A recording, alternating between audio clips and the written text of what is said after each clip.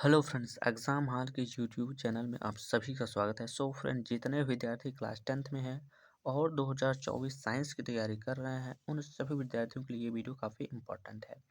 इस वीडियो में हम लोग 20 महत्वपूर्ण बहुविकल्पीय प्रश्न और क्वेश्चन आंसर के जो महत्वपूर्ण प्रश्न होते हैं, उन सभी प्रश्नों को जो है देखने वाले हैं अच्छी तरीके से, ठीक है।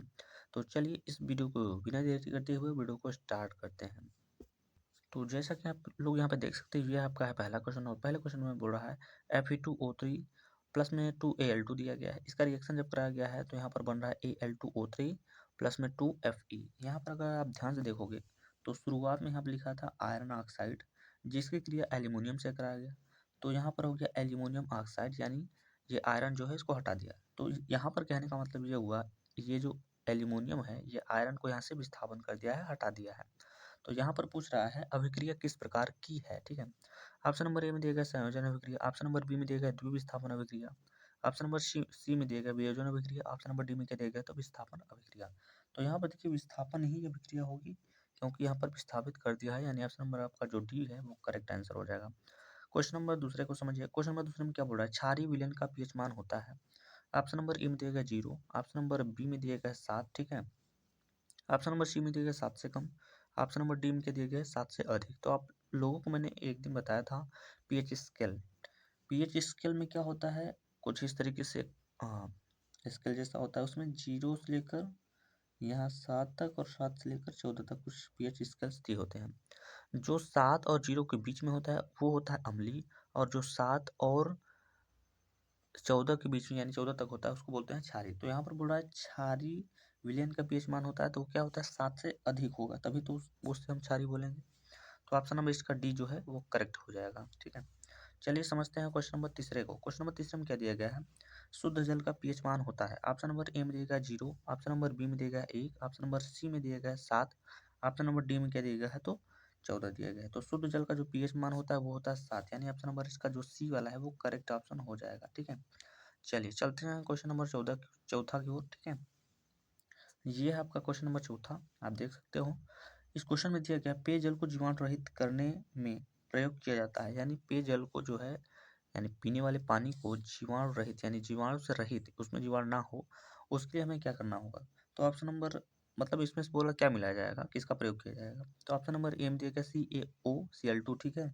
ऑप्शन नंबर बी में दिया गया CaCl2, ऑप्शन नंबर सी में दिया गया CuCl2, ऑप्शन नंबर डी में क्या दिया है तो CaCO3।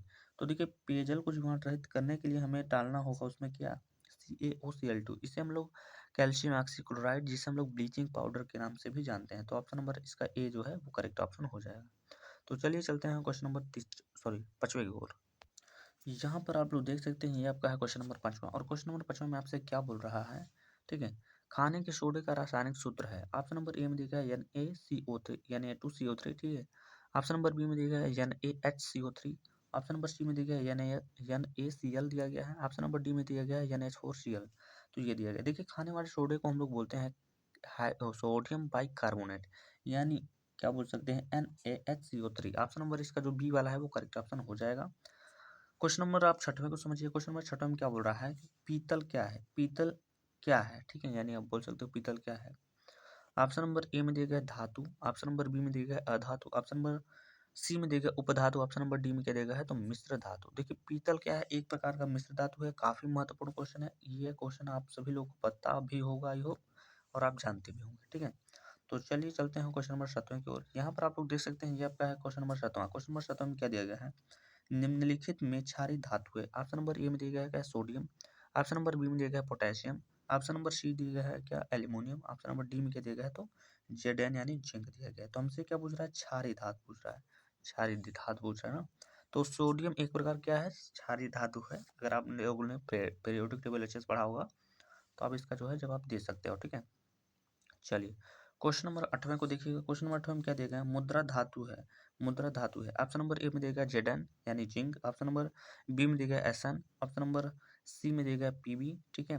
ऑप्शन नंबर डी में दिया गया क्या Cu यानी कि कॉपर जिसे बोलते हैं। तो Cu ही जो है एक प्रकार की मुद्रा धातु है, तो ऑप्शन नंबर इसका डी जो है करेक्ट ऑप्शन हो जाएगा। तो चलिए चलते हैं क्वेश्चन नंबर 9वां का। देखिए ये क्वेश्चन आपका है जीव विज्ञान का। जीव विज्ञान से काफी महत्वपूर्ण महत्वपूर्ण क्वेश्चन आते हैं। जैसे यहाँ पर दिया गया है कि अलैंगिक जनक अलैंगिक जनन, ठीक है, मुकुलन द्वारा होता है। ऑप्शन नंबर ए में दिया गया अमीबा में, ऑप्शन नंबर बी में दिया गया ईस्टा में, ठीक है, ऑप्शन नंबर सी में दिया गया प्लेज्मोडियम में, और ऑप्शन नंबर डी में क्या दिया गया है लेशमानिया में। तो देखिए अलैंगिक जनन का मुकुलन जो द्वारा होता है किसके द्वारा होता है, तो ईस्टा द्वारा होता है। तो ऑप्शन है इसका बी जो है वो करेक्ट ऑप्शन हो जाएगा, ठीक है। तो चलिए चलते हैं क्वेश्चन नंबर 10वें की ओर। यहाँ पर देख सकते हैं ये है आपका क्वेश्चन नंबर 10वां। क्वेश्चन नंबर 10 में क्या बोल रहा है, पराग नली में नर युग्मक की संख्या होती है। ऑप्शन नंबर ए में दिया गया 1, ऑप्शन नंबर बी में दिया गया 2, ऑप्शन नंबर सी में दिया गया 3, ऑप्शन नंबर डी में दिया गया क्या 8। तो देखिए पराग नली में जो नर युग्मक की संख्या होती है वो होती है कितना होता है, तो 2 होता है। तो ऑप्शन नंबर इसका जो बी वाला है वो करेक्ट ऑप्शन हो जाएगा, ठीक है। चलिए चलते हैं क्वेश्चन नंबर 11 की ओर। यहाँ पर आप लोग देख सकते हो क्वेश्चन नंबर 11 को। क्वेश्चन नंबर 11 में क्या दिया है, पादप में जाइलम उत्तरदायी होता है। ऑप्शन नंबर ए में दिया गया जल का वहन, ऑप्शन नंबर बी में दिया गया भोजन का वहन, ऑप्शन नंबर सी में दिया गया अमीनो अम्ल का वहन, ऑप्शन नंबर डी में क्या दिया गया ऑक्सीजन का वहन।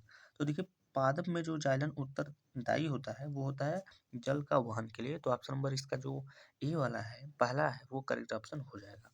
तो चलिए चलते हैं क्वेश्चन नंबर 12 की ओर। यहाँ पर आप लोग देख सकते हो ये आपका क्वेश्चन है 12। क्वेश्चन नंबर 12 में क्या बोल रहा है, आहार नाल के पेशी संकुचन को कहते हैं। ऑप्शन नंबर ए में दिया गया पाचन, ऑप्शन नंबर बी में दिया गया है क्रमाकुंचन, ऑप्शन नंबर सी में दिया गया है परिसंचरण, ऑप्शन नंबर डी में क्या दिया गया है, तो अवशोषण दिया गया है। तो देखिए आहार नाल के पेशी संकुचन को हम लोग क्या बोलते हैं, तो क्रमाकुंचन बोलते हैं। तो ऑप्शन नंबर इसका जो बी वाला है वो करेक्ट आंसर हो जाएगा, ठीक है। ये मोस्ट इंपॉर्टेंट क्वेश्चन है बायोलॉजी का, ठीक है। ऑप्शन नंबर ओ सॉरी क्वेश्चन नंबर 13 को देखिएगा यहाँ पर, क्योंकि 12 हो चुका है 13वां नंबर है। तो इसमें पूछ रहा है क्या, ग्लाइकोलाइसिस के अंत में कितने एटीपी अणुओं का लाभ होता है। तो ऑप्शन नंबर ए में दिया गया है 2, ऑप्शन नंबर बी में दिया गया है 0, ऑप्शन नंबर सी में दिया गया है 4, ऑप्शन नंबर डी में दिया गया है 8। तो देखिए ग्लाइकोलाइसिस में क्या होता है कि अंत में अणुओं की जो लाभ की जो संख्या होती है वो कितनी होती है, तो 2 होती है। यानी कहने का मतलब ऑप्शन नंबर इसका जो ए वाला है वो करेक्ट ऑप्शन हो जाएगा। चलिए क्वेश्चन नंबर आप आ जाइए 14 में। क्वेश्चन नंबर 14 को देखिएगा। क्वेश्चन नंबर 14 में क्या बोल रहा है, डिक्सन एवं चौली, ठीक है, संबंधित है। ऑप्शन नंबर ए में दिया गया है सरारोपण से, ऑप्शन नंबर बी में दिया गया है क्या परासार परासारण से, ठीक है, ऑप्शन नंबर सी में दिया गया अवशोषण से, ऑप्शन नंबर डी में दिया गया विसरण से, ठीक है। तो डिक्सन एवं चैली संबंधित है किसके, रसारोपण से, यानी ऑप्शन नंबर इसका जो ए वाला है वो करेक्ट ऑप्शन हो जाएगा, ठीक है। चलिए चलते हैं क्वेश्चन नंबर 15 की ओर, यानी 15 की ओर। यहाँ पर देख सकते हैं क्वेश्चन नंबर 15 को। क्वेश्चन नंबर 15 में क्या बोल रहा है, निम्नलिखित में से कौन सा, यहाँ पर कौन होना चाहिए, ठीक है, कौन सा त्वचा का कार्य नहीं है, त्वचा का कार्य नहीं है, क्यों कह रहा है, यहाँ पर निगेटिव बात बोल रहा है, तो इस बात को आप लोग ध्यान से समझिएगा। ऑप्शन नंबर ए में दिया गया है संवेदना, ऑप्शन नंबर बी में दिया गया है सुरक्षा, ऑप्शन नंबर सी में दिया गया है लैंगिक लक्षण, ऑप्शन नंबर डी में दिया गया है क्या उत्सर्जन। तो देखिए भाई संवेदना भी एक त्वचा का कार्य है, ये भी है, ये भी है, लेकिन अलैंगिक जनन नहीं है। तो ऑप्शन नंबर इसका जो सी वाला है वो करेक्ट ऑप्शन हो जाएगा, ठीक है। तो चलिए चलते हैं क्वेश्चन नंबर 16 की ओर। यहाँ पर देख सकते हैं ये है क्वेश्चन नंबर 16 जो कि फिजिक्स का लिया गया है। इसमें पूछ रहा है समतल दर्पण की फोकस दूरी होती है। ऑप्शन नंबर ए में दिया गया है शून्य। कई बार ये क्वेश्चन को करा दिए हैं, ये मोस्ट इंपॉर्टेंट क्वेश्चन, आप इसे बना सकते हो और इसे आप बता भी सकते हो आसानी से। तो ऑप्शन नंबर ए में दिया गया शून्य, ऑप्शन नंबर बी में दिया गया अनंत, ऑप्शन नंबर सी में दिया गया 25 सेंटीमीटर, ऑप्शन नंबर डी में क्या दिया गया -25 सेंटीमीटर। तो देखिए समतल दर्पण की जो फोकस दूरी होती है, समतल दर्पण की बात करेगा तो आप बताओगे अनंत होती है, ठीक है। चलिए तो यहाँ पर अब आ जाइए, यहाँ पर एक छोटा सा क्वेश्चन, प्यारा सा क्वेश्चन है यहाँ पर। और क्वेश्चन में क्या बोल रहा है, एक उत्तल लेंस की क्षमता 5D है, 5D का मतलब डायोप्टर है, इसकी फोकस दूरी है। ऑप्शन नंबर ए में दिया गया +50 सेंटीमीटर, ऑप्शन नंबर बी में दिया गया है -50 सेंटीमीटर, ऑप्शन नंबर सी में दिया गया +20 सेंटीमीटर, ऑप्शन नंबर डी में क्या दिया गया माइनस में 20 सेंटीमीटर दिया गया है। तो इसको सबसे पहले थोड़ी देर के लिए आप लगाना पड़ेगा आपको। जैसे कि मान लीजिए यहाँ पर हमें पी की वैल्यू दिया गया है, मान लीजिए यहीं पर हम लगाने की कोशिश करते हैं, देखते हैं, आई होप आप सभी समझ पाएंगे। तो अगर हम बात करें यहाँ पर दिया गया एक उत्तल लेंस की क्षमता, क्षमता को दर्शाते हैं हम पी से, पी का मतलब होता है पावर। तो पावर की वैल्यू हमें दे दिया गया है इतना। कह रहा है इसकी फोकस दूरी ज्ञात कीजिए। फोकस दूरी को सभी को पता होगा कि एफ से दर्शाते हैं। तो फार्मूला आपका कुछ इस प्रकार से हो जाएगा, फोकस दूरी एफ बराबर 100/, ठीक है, 5। 5 का मतलब यहाँ पर पी होना चाहिए। अब मैंने डायरेक्ट रख दिया है तो आप समझ सकते हो, ठीक है। तो 5 से जब इसे काटेंगे तो कितनी बार में कटेगा, लगभग 20 बार में कट जाएगा, और प्लस 20 बार में। तो जो आपका प्लस में 20 सेंटीमीटर दिया गया है ऑप्शन नंबर इसमें सी वाले में, वो करेक्ट आपका ऑप्शन हो जाएगा। ठीक है, क्या हो जाएगा, करेक्ट ऑप्शन हो जाएगा।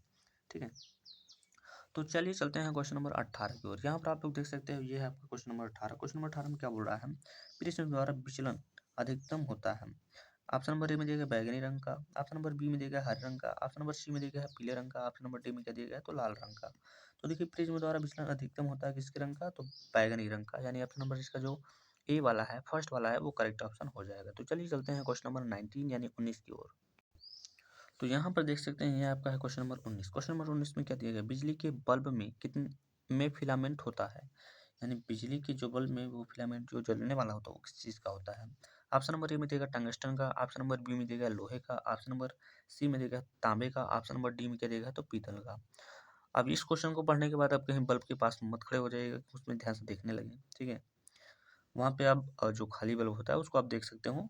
तो बिजली में जो जलने वाला होता है वो टंगस्टन का होता है भाई, टंगस्टन का होता है। ठीक है, यानी आप ये बोल सकते हो बिजली के बल्ब में फिलामेंट होता है किसका, तो टंगस्टन का होता है। चलिए बहुविकल्पी का ये लास्ट क्वेश्चन है, कोई 20-20 चीज आपके बोर्ड एग्जाम में आने हैं, तो 20-20 का हम लोग प्रैक्टिस करते हैं। तो ऑप्शन नंबर इसका देखिए, क्वेश्चन में क्या बोल रहा है, ओम के नियम का सूत्र है। ठीक है, बहुत ज़्यादा महत्वपूर्ण है, सबसे पहले ओम का नियम ही पढ़ डालिए आप लोग। तो इसका ऑप्शन नंबर ए में दिया गया है आई बराबर भी इंटू आर दिया गया है, सॉरी आई बराबर भी इंटू आर यह है। और ऑप्शन नंबर दूसरे में दिया गया आर बराबर भी into I, option number C में दिया गया भी बराबर I into R, option number D में दिया गया कोई नहीं। तो देखिए इसका जो करेक्ट आंसर हो जाएगा वो भी बराबर आई इंटू आर, यानी ऑप्शन नंबर इसका जो सी है वो करेक्ट ऑप्शन हो जाएगा। तो अब हम लोग बात करने वाले हैं विज्ञान के जो महत्वपूर्ण क्वेश्चन हैं, क्योंकि वह विकल्प के बारे में बात कर लिया है, अब इसके महत्वपूर्ण क्वेश्चन को हम लोग समझते हैं। ठीक है, तो यहाँ पर आप लोग देख सकते हैं, ये आपका है क्वेश्चन बैंक है। आप अगर, क्योंकि देखिए अभी आपका बोर्ड एग्जाम जो है काफ़ी नज़दीक आ गया है, तो अब हार्ड जो मेथड, जो मेहनत करने का जो हार्ड तरीका है, अब थोड़ा सा स्मार्ट तरीके से उसे हमें पढ़ना होगा। तो अभी सब जिसके पास विद्या है तो वो क्वेश्चन पढ़ेगा भाई। ये एक ठो क्वेश्चन है, संतुलित रासायनिक समीकरण किसे बोलते हैं, ये रासायनिक समीकरण का है, चैप्टर नंबर 1 है। तो इस क्वेश्चन की जो पहला ये वाला क्वेश्चन है, संतुलित रासायनिक समीकरण किसे बोलते हैं, मोस्ट इंपॉर्टेंट क्वेश्चन है, आप इसे अच्छे से पढ़ लीजिएगा। यहाँ पर दिया गया किसी रासायनिक अभिक्रिया में भाग लेने वाले अभिकारक तथा प्राप्त उत्पादों में उपस्थित विभिन्न तत्वों को परमाणु की संख्या समान होने पर, ठीक है, समीकरण संतुलित रासायनिक समीकरण कहलाती है। बहुत सिंपल सा है, इसे आप कर लीजिएगा। और दूसरे नंबर पे आप पढ़ेंगे क्या, ठीक है, उपचयन तथा अपचयन क्या है, ये मोस्ट इंपॉर्टेंट क्वेश्चन है, तो आप इसको भी अच्छे से पढ़ लीजिएगा। है क्या, वह अभिक्रिया जिसमें एक रासायनिक स्पीसीज इलेक्ट्रॉनों का ह्रास करती है उपचयन कहलाती है। वह अभिक्रिया जिसमें, अब देखिए अपचयन के लिए बोला, वह अभिक्रिया जिसमें एक रासायनिक स्पीसीज इलेक्ट्रॉन प्राप्त करती है अपचयन कहलाती है। बहुत सिंपल सा है, इसे आप याद कर लीजिएगा। तो चलिए अब हम चलते हैं अगले क्वेश्चन की ओर, मोस्ट इंपॉर्टेंट जो क्वेश्चन होगा उसी को हम बताएंगे केवल। तो माय डियर स्टूडेंट, आप लोग ये पढ़ लीजिएगा, ये अभिक्रिया बहुत ज़्यादा महत्वपूर्ण है। वियोजन अभिक्रिया जो है, इसमें आप अच्छे से लिख लीजिएगा। वियोजन अभिक्रिया वह रासायनिक अभिक्रिया है जिसमें कोई यौगिक अपने अवयवी तत्वों अथवा छोटे छोटे सरल यौगिकों में वियोजित हो जाता है। यह अभिक्रिया ऊष्मा प्रकाश अथवा विद्युत द्वारा संपन्न होती है। वियोजन अभिक्रिया निम्न दो प्रकार की होती है। तो देखिए वियोजन अभिक्रिया पढ़ लीजिएगा, इसकी एक एग्जाम्पल्स लिख लीजिएगा, बस इतना ही आपको करना है। उसके अलावा आपको पढ़ना है एक, ये जो देख रहे हैं यहाँ पर, विस्थापन या प्रतिस्थापन, ये दोनों में से आप पढ़ लीजिएगा। विस्थापन पढ़ लीजिएगा या फिर प्रतिस्थापन, एक ही पढ़ना है। ठीक है, जैसे मान लीजिए यहाँ पर दिया गया है क्या, विस्थापित। ठीक है, विस्थापित कर, आप इसके बारे में थोड़ा सा यहीं पे दिया गया, विस्थापन वह रासायनिक अभिक्रिया है जिसमें किसी यौगिक के अणु के किसी एक परमाणु अथवा समूह मूलक के स्थान पर कोई दूसरा परमाणु अथवा समूह मूलक आ जाता है, उसे ही बोलते हैं क्या, विस्थापन या फिर प्रतिस्थापन। विस्थापित का मतलब हटा देना, प्रतिस्थापित का मतलब हटा देना। आई होप आप सभी को यहाँ से समझ में आ गया होगा। ठीक है, तो ये टॉपिक आप अच्छे से क्लियर कर लीजिएगा ये वाला। तो चलिए अब हम लोग चलते हैं नेक्स्ट टॉपिक की ओर। अगला टॉपिक हमारा जो ये पीएच स्केल से है, जो कि चैप्टर नंबर 3 में अम्ल क्षार अम्ल वाले से। तो इसमें ये वाला क्वेश्चन आप जरूर पढ़िएगा, मोस्ट इंपॉर्टेंट क्वेश्चन आप इसे बोल सकते हो। दिया गया है पीएच पैमाना क्या मापता है, उदासीन अम्लीय तथा क्षारीय विलयनों के पीएच मान का परास बताइए। ठीक है, तो आपको बताना होगा पीएच पैमाना अम्लों एवं क्षारकों के जलीय विलयन में हाइड्रोजन आयनों की सांद्रता मापने में प्रयुक्त होता है। उदासीन, अम्लीय तथा क्षारीय विलयनों के पीएच मान का परास निम्न प्रकार होता है। ये कुछ इस प्रकार से इसका स्केल बना है। जो 0 से लेकर 7 के बीच में जितने भी विलयन के पीएच मान होते हैं वो सभी होते हैं अम्लीय। यहाँ पर देखिए लिखा गया है अम्लीय शक्ति का बढ़ता हुआ क्रम। और जो 7 और 14 तक होते हैं, मतलब 7 से लेकर 14 तक, वो सभी बोले जाते हैं क्षारीय। देखिए यहाँ पर लिखा है क्षारीय शक्ति का बढ़ता हुआ क्रम। तो इतना आप याद कर लीजिएगा, ये ग्राफ भी आपको याद होना चाहिए ताकि आप अच्छे से जो है यहाँ पर कर सकें। ठीक है, अगला जो आपका मोस्ट इंपॉर्टेंट टॉपिक है, किंग मेकर है भाई, यहाँ पर ये है प्लास्टर ऑफ पेरिस। देखिए यहाँ पर लिखा गया प्लास्टर ऑफ पेरिस के अर्धरोधी बर्तन में क्यों रखा जाना चाहिए, इसकी व्याख्या कीजिए। ये आप पढ़ लीजिएगा, ये मोस्ट इंपॉर्टेंट क्वेश्चन है। प्लास्टर ऑफ पेरिस, इसका फार्मूला याद कर लीजिएगा, फार्मूला CaSO4 इंटू 1/2 H2O है। तो ये फार्मूला इसका आप इससे अच्छे से पढ़िएगा ताकि आपको जो साइंस में जो आपका जो बोर्ड एग्जाम में नंबर मिले वो पूरा में पूरा मिले। ठीक है, तो चलिए अब नेक्स्ट टॉपिक की ओर चलते हैं। एक क्वेश्चन यहाँ से छूट रहा था, इसको आप लोग लपेट लीजिए, इसको भी पढ़ लीजिए। तो इसमें दिया गया है उदासीनीकरण अभिक्रिया क्या है, 2 उदाहरण दीजिए। यह महत्वपूर्ण अभिक्रिया है, इसको भी आप पढ़ सकते हो।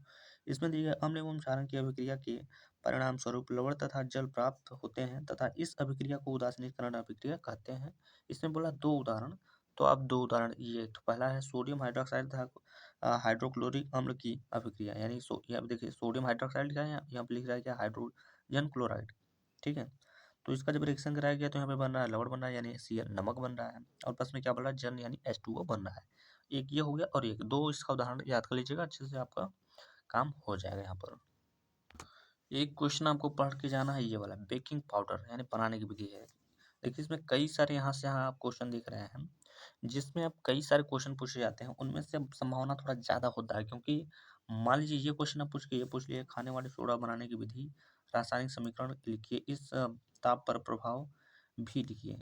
ठीक है, इस पर ताप का प्रभाव भी लिखिए। तो इस तरह के क्वेश्चन आप लोग अच्छे से पढ़िए।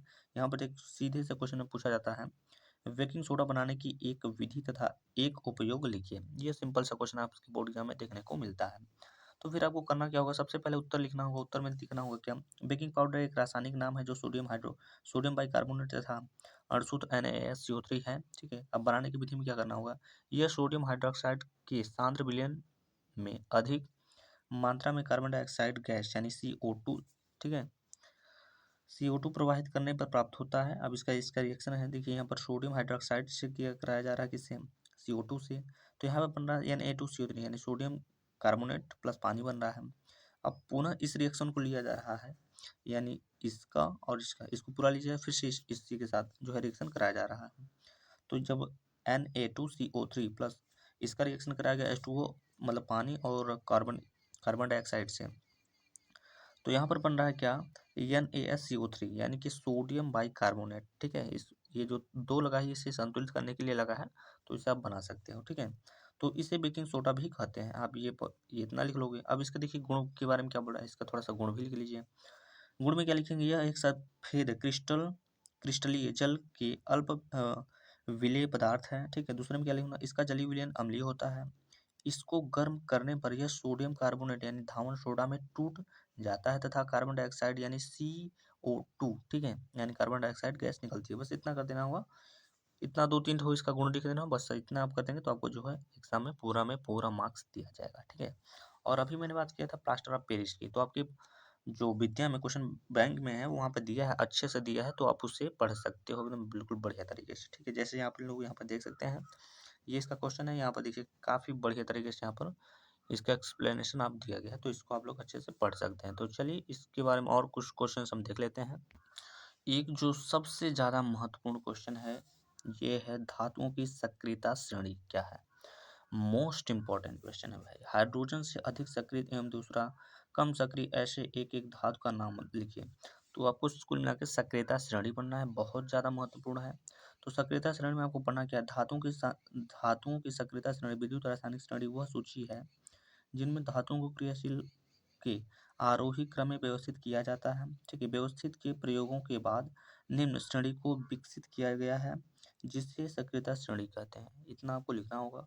अब आपको इस सक्रियता श्रेणी जो है ये बनाना होगा, और इसमें देखिए रिएक्शन में आपको कई इसमें मदद मिलता है, तो ये पूरा याद कर लीजिए आप।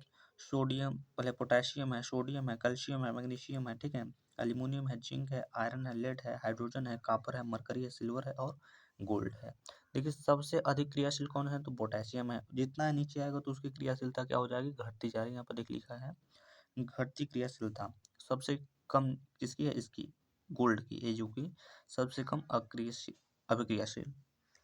ठीक है, तो इतना आप लोग को कंप्लीट करना है। आई होप आप सभी को समझ में आएगा। तो इस वीडियो में बस इतना ही।